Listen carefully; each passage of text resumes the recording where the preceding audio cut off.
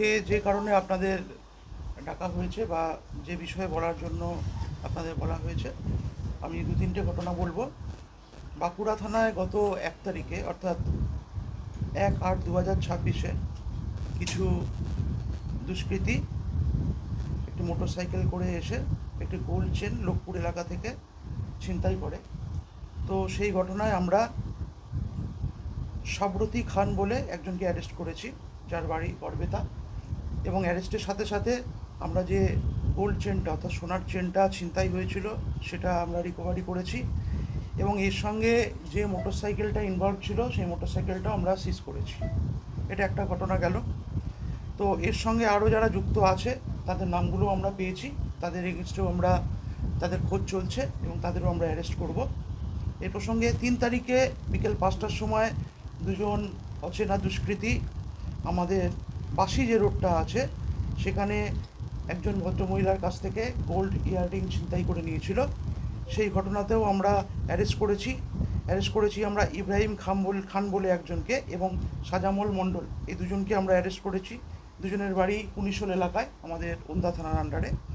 এবং ছিনতাই যা আমাদের যে গোল্ড রিংটা ছিল সেটাকে আমরা রিকভারি করেছি এবং যে মোটরসাইকেলটা করে তারা এই ঘটনাটা ঘটিয়েছিল সেই মোটরসাইকেলটাও আমরা সিজ করেছি।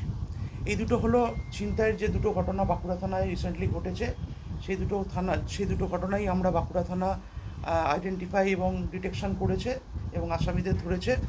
এর সাথে সাথে আরও একটা ঘটনা বলবো, সেটা হচ্ছে যে 15 তারিখে আমাদের বাঁকুড়া থানা একটি রেড করে গোপন সূত্রে খবর পেয়ে এবং আমাদের কেটারডাঙ্গা এলাকার চেতকালি অঞ্চল থেকে একটি বাড়ি থেকে 4 কেজি গাঁজা উদ্ধার করে। এবং এই গাঁজা যারা রেখেছিল বা যারা বিক্রির উদ্দেশ্যে জমা করেছিল তাদের দুজনকে আমরা অ্যারেস্ট করেছি। তার মধ্যে একজন হচ্ছে শেখ কবির হোসেন এবং আরেকজন যে হচ্ছে সে হচ্ছে হাসিনা বিবি। দুজনেরই বাড়ি হচ্ছে কেটারডাঙ্গা এলাকার চেতকালি অঞ্চলে। দুজনের কাছ থেকে আমরা এই 4 কেজি 106 গ্রাম গাঁজা উদ্ধার করেছি।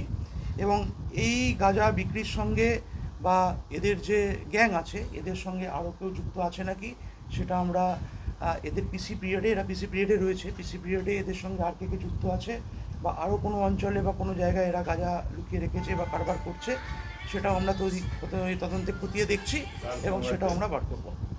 এই দুটো হ্যাঁ, এর প্রিভিয়াস ঘটনা রয়েছে, আগেও এই ধরনের ঘটনা ঘটিয়েছে এরা।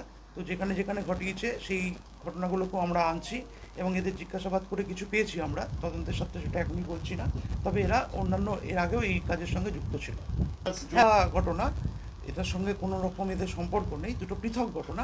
কিন্তু ছিনতাইয়ের যে দুটো ঘটনা, একটা বাঁশি একটা লোকপুর, এই দুটোর মধ্যে কি কোথাও না, আলাদা গ্যাং ছিল দুটোর ক্ষেত্রেই, দুটো সেপারেট গ্যাং ছিল। দুটো সেপারেট গ্যাংয়ের মধ্যে মেম্বারকেই আমরা অ্যারেস্ট করেছি এবং এদের সঙ্গে আর বাঁকুড়া থানা তথা ওয়েস্টবেঙ্গলের আরও কোনো জায়গায় এরা কিছু করেছে নাকি সেটাও আমরা তদন্তের মধ্যে আনছি। কিছু আমরা ইতিমধ্যে সূত্রও পেয়েছি, সেটা আমরা তদন্তের বাকি সময় আপনাদের জানাবো বা যেটা ঘটছে সেটা আমরা দেখব।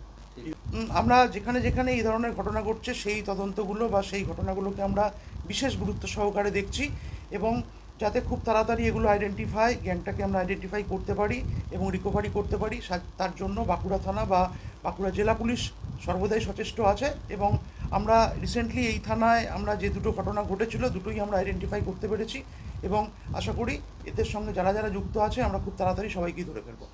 হ্যাঁ, সেটা তো আমরা নিয়মিতই চলছে এবং যেখানে যেখানে আরও আমাদের সিসিটিভি দরকার আছে সেটা আমাদের থানার পক্ষ থেকে, জেলার পক্ষ থেকে বা আমাদের রাজ্যর পক্ষ থেকেও বিভিন্ন জায়গায় সিসিটিভি লাগানোর পরিকল্পনা চলছে এবং আমরা বিভিন্ন জায়গাতেও আবার সিসিটিভি আরও নতুন করে লাগাচ্ছি। হ্যাঁ,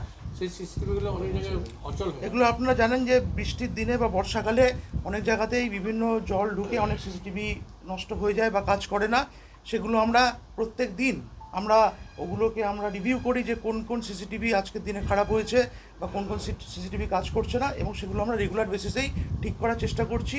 এর বাইরেও যদি কোনো সিসিটিভি থেকে থাকে যেগুলো অনেক দিন ধরে খারাপ আছে সেগুলো আমরা খুব তাড়াতাড়ি ঠিক করে দেবো।